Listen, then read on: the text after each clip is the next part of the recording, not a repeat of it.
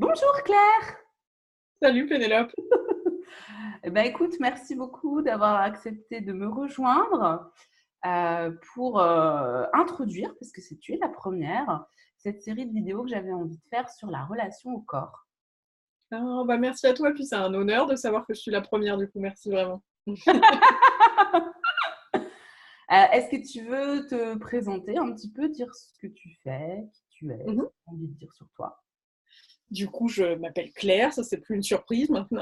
Et dans les choses que je fais aujourd'hui, la majorité des choses, c'est d'enseigner le Reiki, qui est une technique de soins énergétiques, et d'enseigner le Koya, qui est une pratique de mouvement dansé, et entre autres de gérer la communauté française de Koya. Donc voilà, ça c'est la version courte.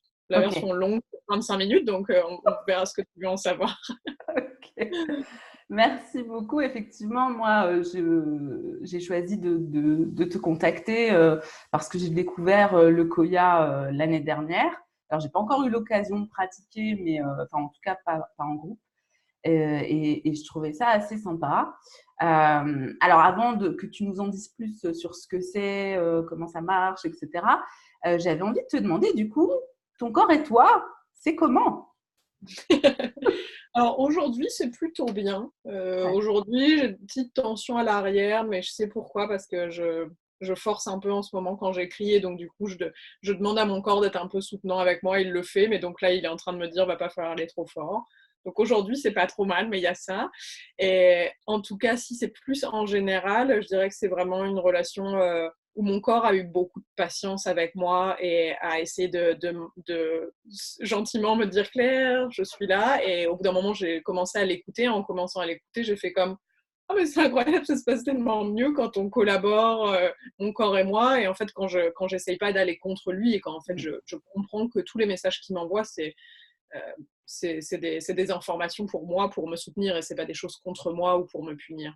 Donc, Ouais. donc c'est vraiment ce rapport-là dans lequel je suis, de le remercier quand les choses vont bien, et puis quand il y a des choses qui apparaissent, au lieu de le blâmer, d'être comme ok, ça veut dire qu'il y a des choses dont là tu me demandes mon soutien, tu m'as soutenu sur toutes ces choses que je fais. En plus, moi je suis une très grande voyageuse, donc je remercie beaucoup mon corps de m'emmener un peu partout dans le monde. Et donc quand il me demande quelque chose, je suis comme ok, je t'écoute dès maintenant. Ça ressemble à ça. Ah, super. Oui, parce que c'est ce que je te disais en préambule. J'avais envie justement de faire ces vidéos parce que c'est vrai que souvent on voit notre corps, ben voilà, quand il se manifeste, sous l'angle un peu de je peux pas faire ce que je veux et mon corps devient un frein, ou sous l'angle de tout ce qui va pas chez nous et qu'on juge qui devrait être autrement. Et je trouve ça intéressant parce que notre corps, effectivement, il nous donne des informations, il nous donne du plaisir, il nous permet de vivre des tas d'expériences. C'est un partenaire de vie formidable. Et du coup, j'avais envie de le présenter sous cet angle-là et de faire intervenir des gens qui le vivent comme ça. Donc, merci beaucoup pour Et ça. puis, je pense que une des choses vraiment essentielles, et ça revient aussi au Koya, c'est que mon corps, c'est aussi l'endroit d'où je puise toute une partie des informations qui me font avancer dans la vie. Et ça, c'était pas le cas avant. Et je pense que c'est quelque chose dont chacun bénéficierait plus, d'utiliser vraiment son corps comme l'endroit d'où on reçoit les informations, ce qu'on peut appeler l'intuition, mais on peut lui donner tout un tas d'autres mots. Et c'est vraiment notre corps est un peu le baromètre de ces choses-là. Et ça, c'est Ouais. vraiment quelque chose que je nourris comme pratique et qui peut se nourrir pour chacun. C'est pas, on n'est pas nécessairement né avec, enfin, on est né avec, mais on peut l'avoir oublié entre-temps. Et on peut tous y revenir, en tout cas. Donc, je suis une grande militante de dire notre intuition, elle se trouve dans notre corps. Ouais. Est-ce que ça a toujours été le cas, du coup, pour toi, d'avoir cette relation avec lui et d'avoir accès à ces informations? Non, je pense que j'ai une relation qui est un peu traditionnelle, enfin, si tant est qu'il puisse y avoir une tradition, mais j'ai grandi avec un enfant, comme un enfant qui était content de son corps, mais qui avait pas de. Enfin, je ne pensais pas plus que ça, il était très fonctionnel. J'ai jamais eu de maladie majeure ou de choses majeures qui me sont arrivées, donc j'ai beaucoup de chance sur ça. Et puis, adolescente, j'ai commencé à dire à mon corps qu'il n'était pas comme il devait, que mes cuisses étaient trop comme ça, que ça c'était pas comme ça, que j'étais trop comme ça. Et donc, c'est la relation, c'est là où j'ai commencé à avoir une relation avec mon corps, c'est en le considérant pas suffisant. Mm. Ce qui a été un combat de jeune fille jusqu'à au début de l'âge adulte assez important et puis assez attristant aussi. jusqu'à ce qu'à un moment, je comprenne, après avoir essayé tous les régimes du monde, après avoir fait tout un tas de choses, de course à pied que je détestais, ou de tout un tas de choses que je détestais pour essayer d'être autrement, il y a un moment, je me suis dit, bah, il va falloir prendre le problème à l'inverse. En fait, il va falloir que tu aimes ton corps autrement, puisqu'a priori, tu peux pas le mettre à l'idée de tes pensées, donc il va falloir que tu alignes tes pensées avec ce qu'il est. Et puis c'est là où il y a d'autres pratiques qui sont arrivées dans ma vie. Effectivement, c'est un chemin quand même. Je dirais pas que ça s'est fait du jour au lendemain. C'est pas le jour où je me suis dit, il faut que j'aime mon corps, où j'ai fait, ah bah ça y est, j'adore mes cuisses maintenant. En tout cas, le fait d'avoir des pratiques de gratitude, et puis le Koya m'a aussi beaucoup aimé, m'a beaucoup aidé, puisque c'est une grosse communauté de femmes majoritairement, et de femmes qui ont une relation à leur corps beaucoup plus saine que celle que j'avais à ce moment-là, et de voir d'autres personnes avoir cette relation-là, de voir d'autres personnes aller complètement nues dans l'océan avec tout type de corps, sans se demander si ceci, cela, sans regarder leur corps, porter tous les vêtements qu'elles avaient envie. D'un coup, je me suis dit, mais c'est vrai, mais pourquoi j'en fais toute une montagne? Et j'étais comme, elles sont tellement cool, moi je veux être comme ces personnes-là, je veux pas être la personne qui est comme, et il y a un truc qui a switché dans mon mental, qui a fait comme, ah bah moi aussi j'aime bien mon corps finalement, c'est ça qu'on va faire. Ouais, c'est vrai que l'exemple, d'avoir des modèles différents, c'est important en fait. Ouais. Alors du coup, toi, tu as découvert le Koya il y a combien de temps et comment? Alors c'était il y a 3 ans, dans un festival aux États-Unis qui s'appelle Burning Man, qui est un festival très lié à l'expression libre, et donc il y a beaucoup d'ateliers, etc. Et donc, je raconte toujours l'histoire parce qu'elle est très drôle. J'avais passé une nuit très Burning Man, donc j'oserais à peine raconter les aventures. Elles sont dans le livre que j'écris. Vous pourrez les lire plus tard, mais là, je suis encore comme un peu timide dessus. Mais donc, à la fin de la nuit, le matin, j'étais comme, qu'est-ce que tu es en train de faire de ta vie? Je me suis dit, va peut-être falloir que tu ailles te réancrer un peu, parce que là, on n'est pas trop sûr. On est qu'en début de semaine à Burning Man. Donc, on va essayer de revenir un peu avec les idées au clair. Et donc, il y a un petit guide avec toutes les activités qu'on peut faire. Et j'ai regardé la méditation qui était la plus proche de là où j'étais en temps et en espace. Et donc, j'ai essayé d'aller là-bas. J'ai jamais trouvé la méditation, et je suis tombée sur ce cours où c'était marqué Koya, Dance with your intuition. Et je savais pas ce que voulait dire Koya. Et à Burning Man, ils inventent beaucoup de mots. Alors, je me suis dit, bon, ça doit être un mot qu'ils ont inventé. Je sais pas ce que c'est, peu importe. Mais j'étais comme, la danse et l'intuition, c'est mon credo, j'y vais. Et donc, il y avait juste moi et un mec qui roulait au sol parce qu'il avait sans doute pris du LSD ou quelque chose comme ça. Quand il était 9h du matin, on n'était que deux avec ce mec au sol. J'étais comme, ok, bon. Et puis la nana qui donnait le cours. Et donc, elle commence. Et moi, j'étais vraiment un de ces moments, j'étais toute seule. Il n'y avait aucun autre ami à moi. J'avais peur du regard de personne parce que je connaissais personne à ce moment-là. Et donc, elle commence à inviter à danser, à faire tout le cours de Koya. Et à la moitié du cours de Koya, en fait, j'ai eu la sensation la plus claire dans ma vie que j'ai jamais eue, de me dire, ce truc va changer toute ma vie. Ah ouais. Et je savais pas comment, pourquoi, puis ça faisait pas trop de sens, parce que j'avais pas besoin de changer ma vie, elle avait déjà énormément changé à ce moment-là. Mais j'ai commencé à avoir des images de moi qui enseignait le Koya, et des images de moi qui formait des professeurs au Koya. Mon mental pouvait même pas les comprendre parce que ça voulait rien dire. J'étais à la moitié d'un cours que j'avais jamais fait, d'un truc au milieu du désert aux États-Unis. Et puis, donc, je suis ressortie de ce cours, j'étais comme waouh. Et cette année-là, moi, le cadeau que j'offrais à Burning Man, les gens fonctionnent beaucoup par cadeau, c'était un bracelet que j'avais fait faire, et c'était marqué Intuition is your superpower, donc votre super pouvoir, parce que dans mon histoire, c'était devenu quelque chose de vraiment fort. Et donc, j'avais eu un cours tellement fort, je voulais remercier la nana qui donnait le cours, Sarah. Et donc, j'arrive vers elle avec mon bracelet. Et Sarah arrive vers moi avec une baguette magique. Et elle me tend la baguette magique en me disant, bah, c'est mon cadeau de Burning Man, c'est un rappel pour te dire que l'intuition est ton super pouvoir. Ah. Et donc, moi, j'ai ouvert ma main avec le bracelet. On s'est mis à pleurer. Et là, c'était comme l'univers qui me disait, il y a un vrai truc. Ouvre ton œil parce que ouvre tes yeux. Parce que c'est comme, t'as pas rêvé, il y a vraiment quelque chose. Et donc, du coup, on s'est tombé dans les bras l'une de l'autre. Et là, tu sais, c'était un de ces moments où tu sais. Tu sais qu'il y a quelque chose qui va changer. Comme quand tu rencontres quelqu'un et tu sais que cette personne-là, elle va faire partie de ta vie d'une manière ou d'une autre. Où il y a quelque chose où vraiment, tu sais pas comment ni pourquoi ça va, comment les choses vont se placer, mais tu le sais. Et c'était vraiment très, très fort dans mon corps. Et donc, toute la journée, j'ai saoulé tout le monde à Burning Man en disant, j'ai fait ce truc, c'est incroyable, ça va changer ma vie. Les gens étaient, bon, Claire, c'est Burning Man, hein, tu sais, tout va changer ta vie à chaque minute. J'étais, oui, non, mais là, je sais par contre. Et puis en rentrant en France, j'étais comme, c'est super, je vais prendre des cours, ça va être génial. Et là, j'ai découvert que la seule personne qui avait donné quelques cours venait de partir vivre en Israël. Ah, ouais. Et donc, il n'y avait plus aucun cours en France. Donc, j'étais comme, quoi? Et donc, je pense que ça a pris 1 minute dans ma tête. J'ai fait comme, ok, bah du coup, ça veut dire qu'il va falloir que je donne des cours. Et ça n'avait pas du tout de sens dans ma vie actuelle. Enfin, il y avait pas de... Il y avait de la place dans ma vie actuelle pour faire quelque chose de nouveau, mais c'est pas comme si j'étais dans un moment de vide non plus.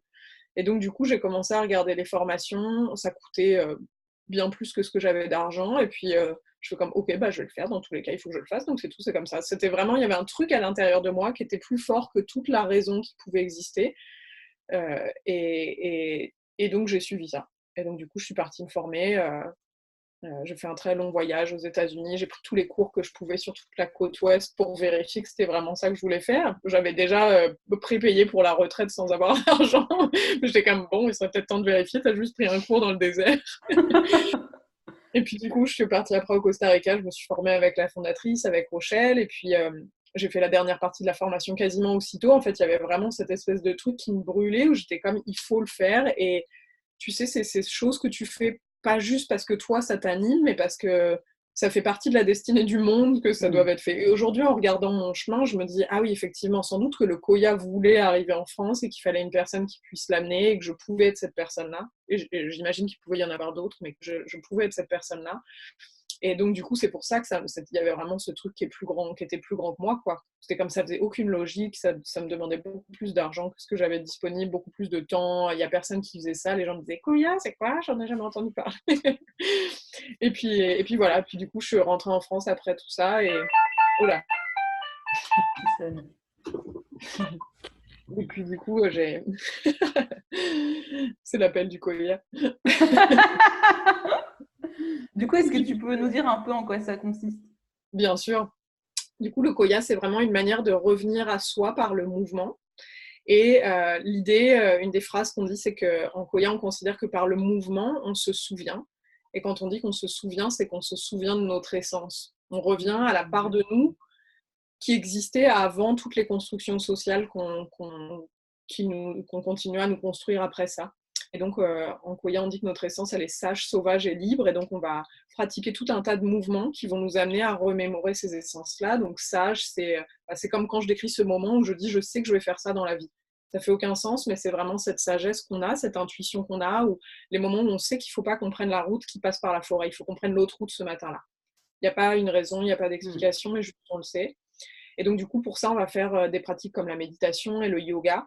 Et c'est vraiment comment on rallie des pratiques avec une sagesse ancienne pour faire émerger notre propre sagesse, pour vraiment s'appuyer plus sur notre sagesse que sur les voies de l'extérieur. Sauvage, c'est la capacité créative qui existe toujours à l'intérieur de nous.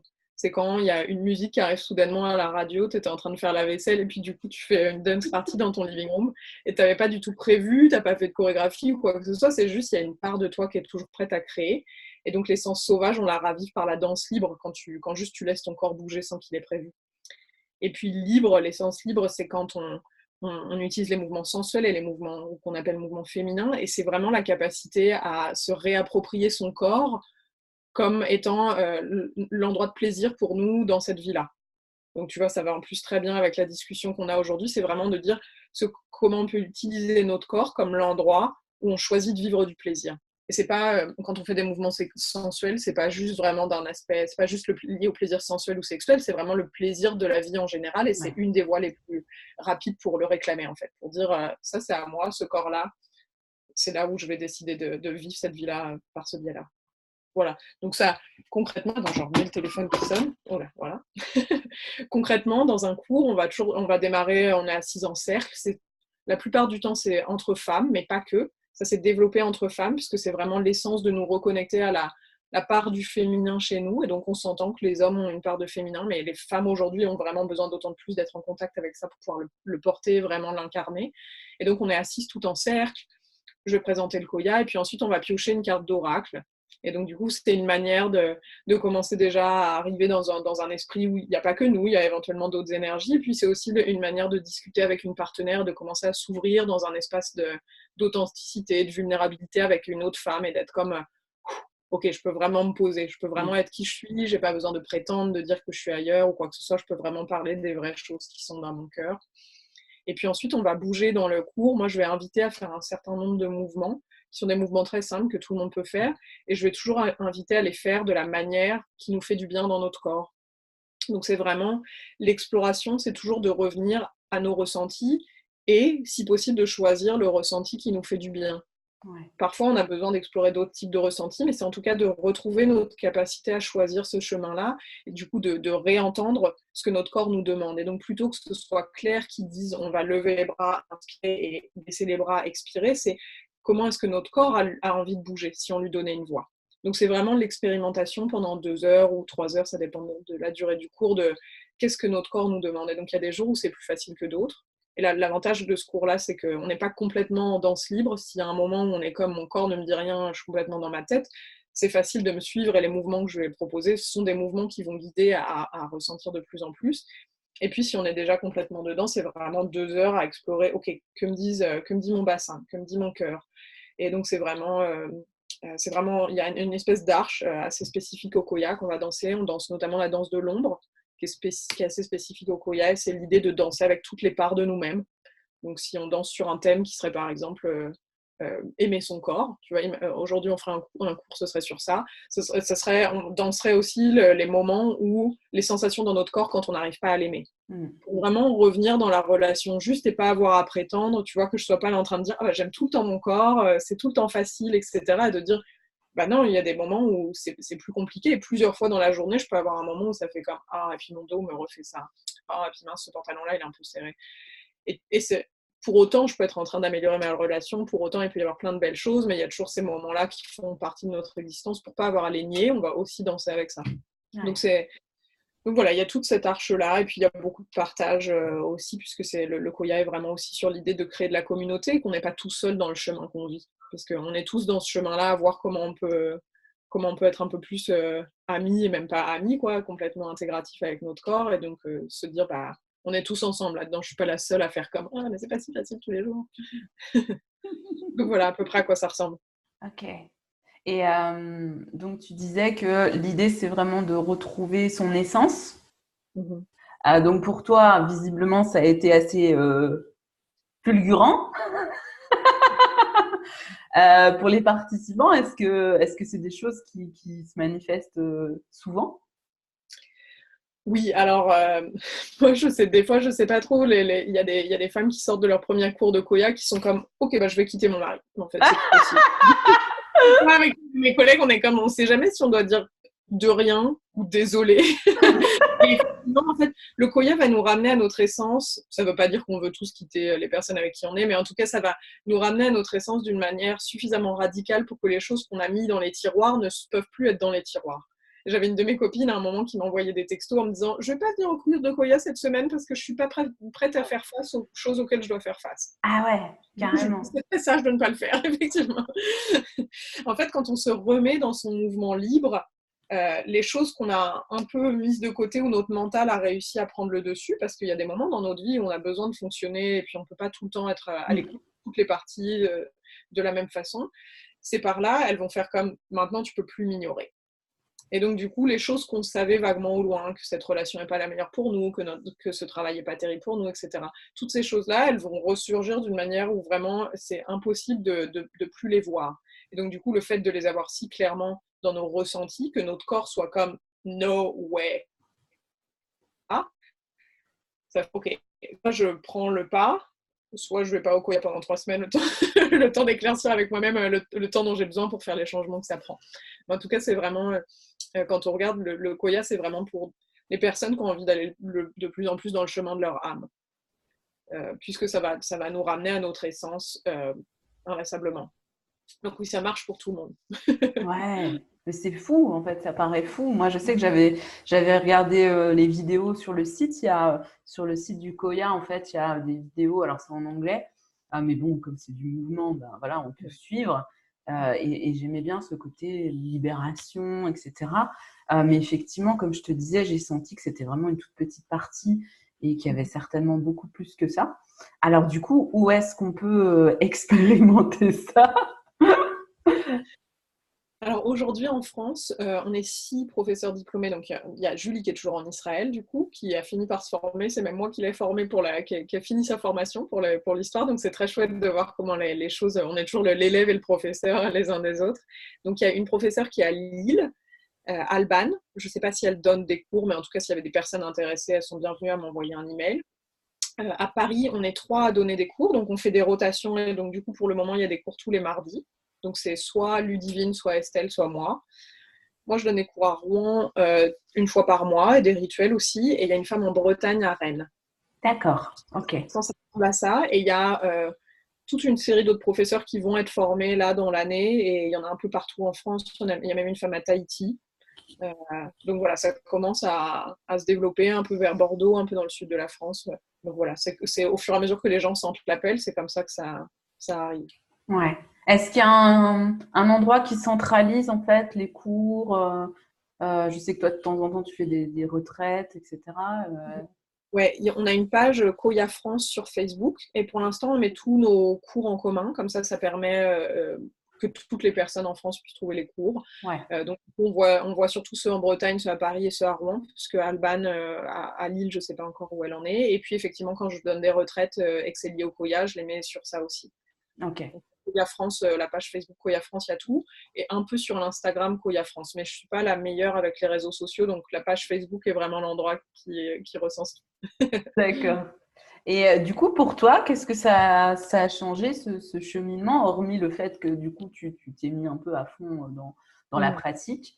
Qu'est-ce que ça a changé pour toi dans ta façon de vivre et ta façon de te voir, quelque part? Absolument tout, je pense. Bon, il y avait d'autres choses dans ma vie qui avaient lieu au même moment, évidemment, mais le Koya a pris une part tellement énorme. Je dirais une des choses principales, c'est vraiment une forme de croissance émotionnelle vraiment importante. Je pense qu'avant le Koya, je cherchais tous les moyens désespérément. J'étais déjà sophrologue, je faisais déjà du Reiki, et j'étais très envahie par mes émotions. Et donc, du coup, j'en avais assez peur. Alors, je les vivais parce que de toute façon, j'avais pas le choix, elles sortaient de moi, que je veuille ou pas. Mais du coup, je me sentais vraiment très envahie par mes émotions. En relation, j'avais vraiment l'impression d'être complètement inadaptée, etc. Et j'ai vraiment vu que là, après 3 ans de Koya, j'ai une gestion de mes émotions. J'ai l'impression d'être devenue adulte émotionnellement, quoi. Alors qu'avant, j'avais l'impression d'être un enfant de 12 ans. Et je me disais, c'est terrible. Je comprends tout ce qui se passe, je vois que je devrais fonctionner autrement, mais sauf qu'il y a tout ça qui sort de moi comme si comme si je ne savais pas contrôler ça. Et donc là, c'est pas qu'il y a une forme de contrôle, c'est justement qu'il y a une forme de flow où j'arrive beaucoup plus à prendre soin de moi. Je dirais qu'il y a une forme d'amour de moi qui est beaucoup plus importante, j'ai beaucoup plus de compassion avec moi-même, je vis dans un rythme complètement différent, je vis dans le Koya, donc je vis avec le flow, j'essaye beaucoup moins de forcer les choses, je me repose beaucoup plus qu'avant. Ce qui est une grosse nouveauté dans ma vie.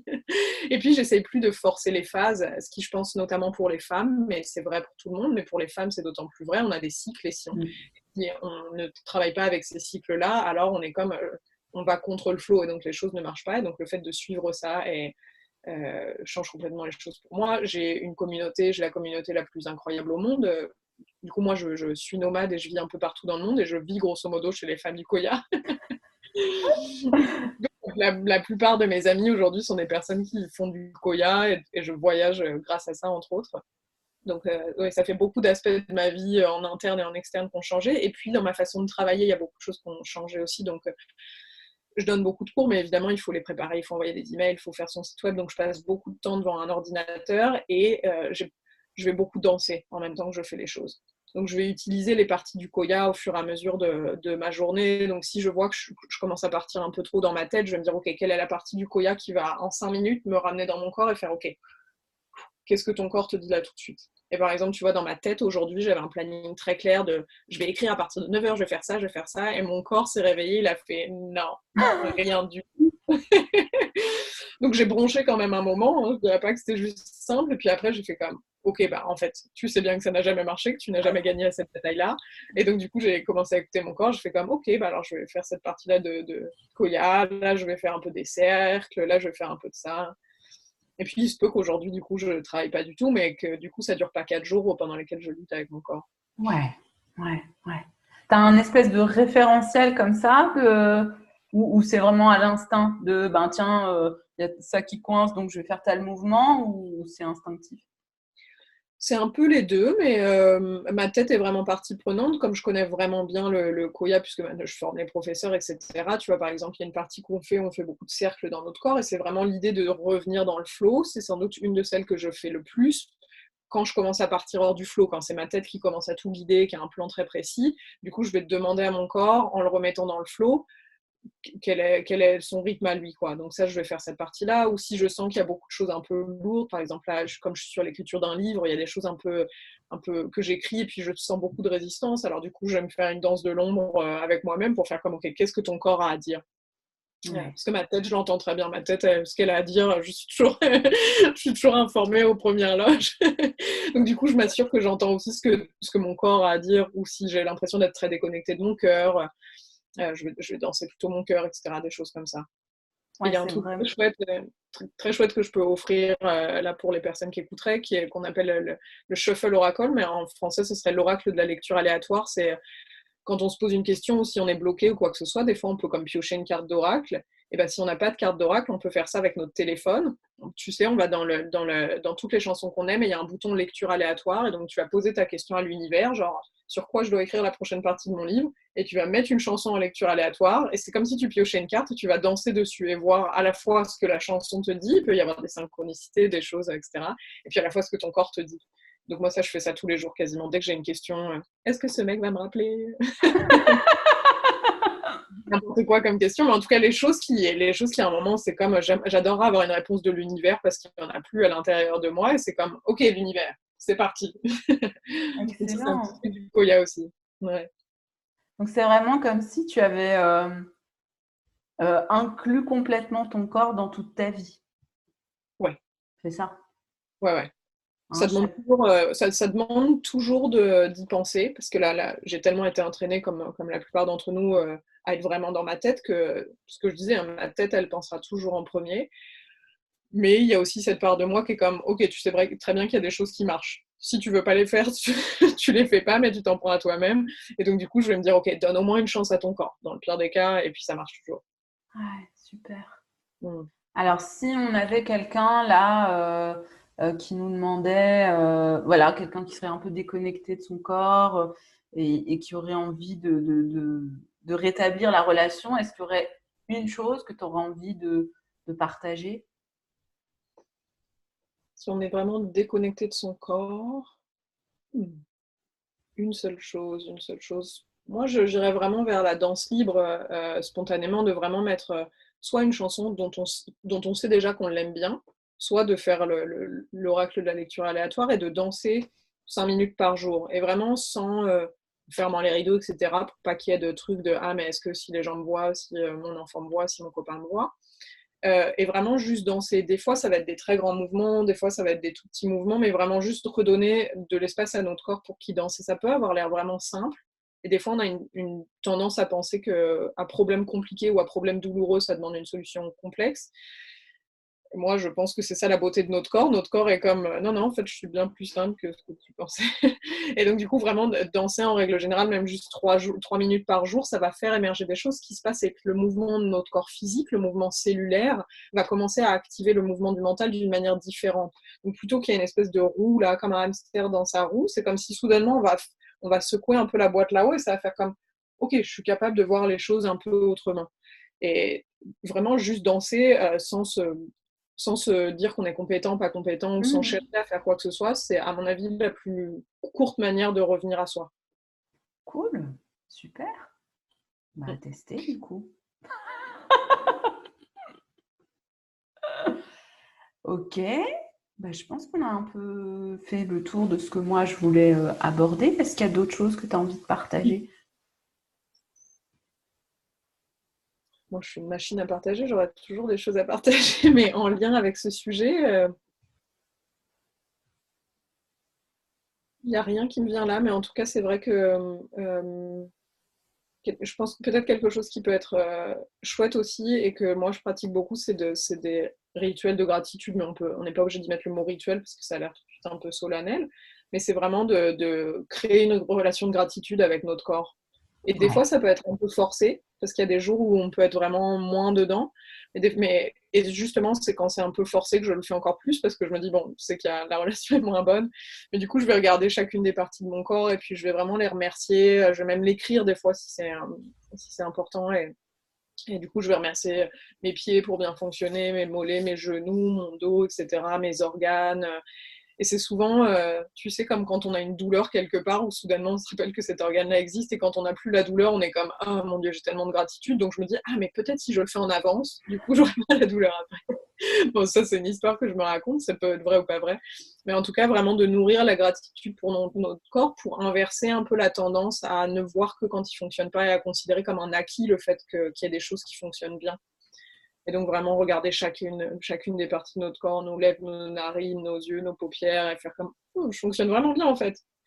Et c'est vrai qu'il y a peut-être cet endroit ou ces endroits dans notre corps qui fonctionnent moins, parce qu'on peut avoir des handicaps, des douleurs, etc. Ça c'est tout à fait vrai. Il y a aussi d'autres parties de notre corps qui fonctionnent bien dans le même temps.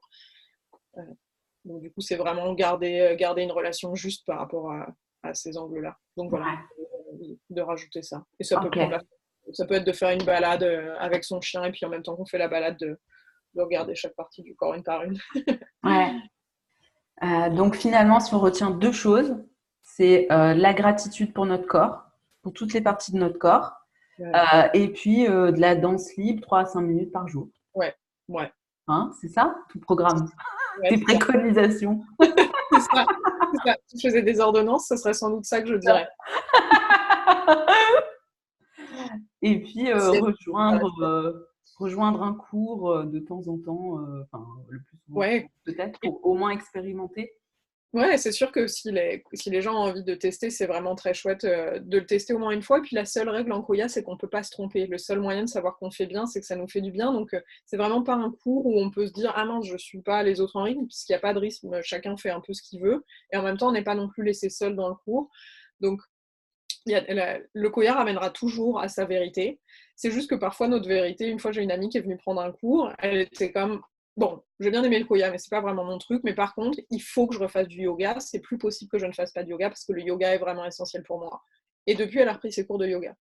Et donc, du coup, le Koya nous amènera pas toujours à nous dire que dans notre vie, on doit faire du Koya. Il y a sans doute des gens pour qui ça va être une révélation, et puis il y a sans doute des gens qui vont faire « Ah, bah, c'est sympa, une fois l'an, ça suffira pour moi ».